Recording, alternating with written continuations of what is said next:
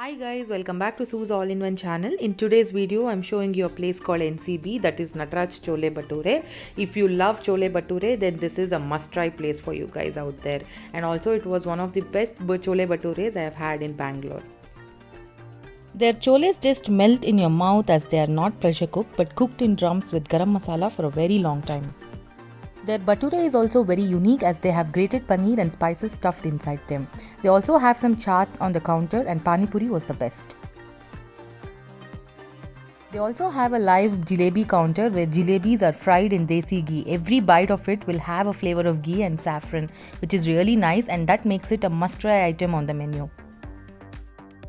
You should also try their kadai doodh, which has a wonderful flavor of nuts and saffron.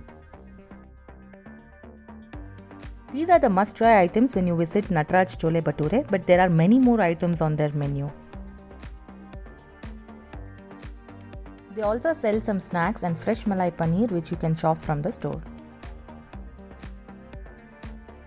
I hope you will visit the store and love the Chole Bhature as well, and you enjoyed watching this video. And if you have liked the video, please do subscribe to my channel for more videos like this, and also like and share the video with your family and friends. Thanks for watching. Have a great day.